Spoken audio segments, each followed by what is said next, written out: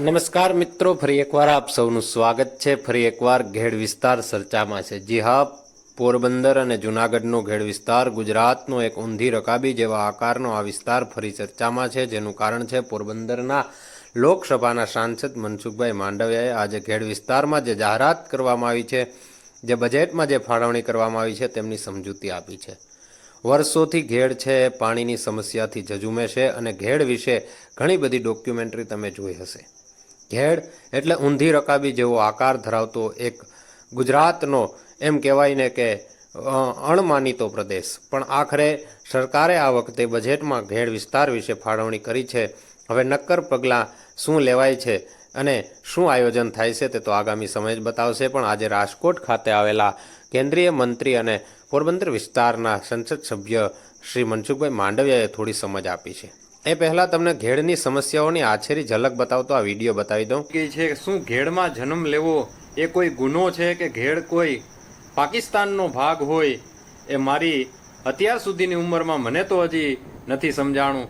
આ દ્રશ્યો ઘેડના દરેક ગામના છે. પોરબંદરના ઘેડના 22 ગામ લ્યો કે પછી જુનાગઢના ઘેડના 22 ગામ લ્યો. ભારત એમ કે વિશ્વ ગુરુ બનેગો અને મોટો દેશ બનેગો અને કઈ ફેર પડ્યો નથી, હજી આપણે આઈના છે. આ વાત હતી વીરા માતાની. ખરેખર તો આ સમય જ એવો ચાલે છે કે કોની પર ભરોસો કરવો. આ વખતના ચોમાસાની આ હતી ઘેડની વ્યથા. ઘેડની આવી વ્યથા વર્ષોથી સુધી જોઈ રહેલા લોકો અને તેમની સાથેની થોડી વાતચીતના અંચો છે. હવે મનસુખભાઈ માંડવિયાએ જે જાહેરાત કરી છે એ પ્રમાણે એમણે શું કીધું છે અને શું ફેરફાર થવા જઈ રહ્યો છે તે દ્રશ્યો આજે આપણે પત્રકાર પરિષદના દ્રશ્યો આપણે લાઈવ બનાવી રહ્યું છે. તો વિડીયો અંત સુધી જોજો અને શું આનાથી ઘેડ વિસ્તારને કેટલો ફાયદો થશે, તમારું શું માનવું છે તે કમેન્ટમાં જરૂર જણાવજો. જુઓ મનસુખભાઈ માંડવિયાની આજની વાત.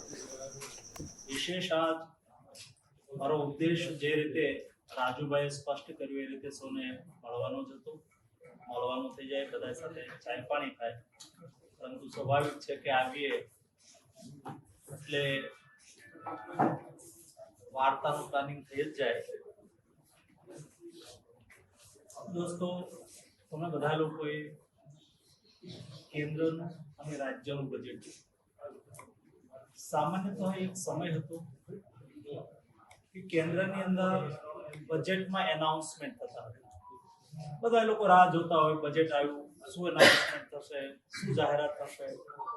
પરંતુ છેલ્લા એક દશકમાં મોદીજીના નેતૃત્વમાં એ પરિપાટીમાં બદલ થયો.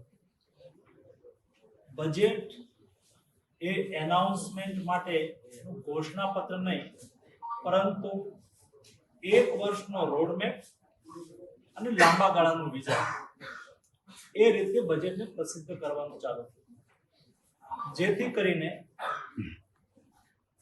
એરપોર્ટ બનાવી શકીશું.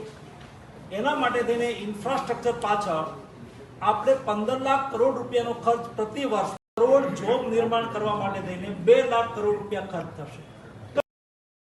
જોબ નિર્માણ કરનાર વ્યક્તિ એને ઈપીએફ નું કોન્ટ્રીબ્યુશન સરકાર આપશે, એને મદદ કરશે, ત્યારે એ નવા કર્મચારીઓને જોઈન કરે. એવી રીતે કોઈ નવો કર્મચારી જોડાય છે તો એને 5-5-5 એમ કરીને 3 હપ્તાની અંદર 15,000ની સહાય કરશે. એમાં એક મહત્વપૂર્ણ નિર્ણય થયો, બહુ સમજવા જેવો નિર્ણય. જે જરૂરત, એ જરૂરતને આધાર ઉપર લોકોની સુખાકારી સુનિશ્ચિત થાય. મને એ વાતનો આનંદ પણ છે. ઘેડ વિસ્તાર આપણો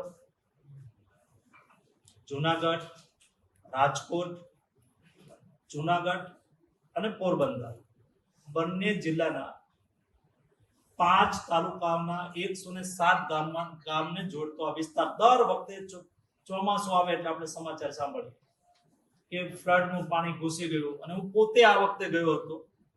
જે નદીનું વોકળું હોય રૂપાલા સાહેબ, એ નદી આખી ખેતરમાં વહી જાય, અને ખેતરમાં વહી જાય એટલે એ 10-15 કિલોમીટર સુધી ખેતરમાં નદી બની જાય. હવે ખેડૂતની શું હાલત?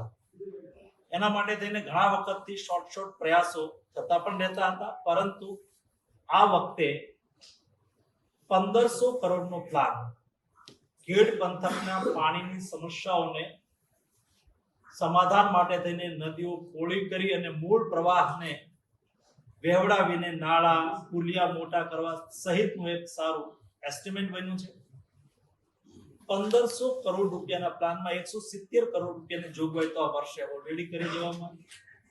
તાંત્રિક મંજૂરી પણ 1500 કરોડના પ્લાનને ઓલરેડી આપી દેવામાં આવી.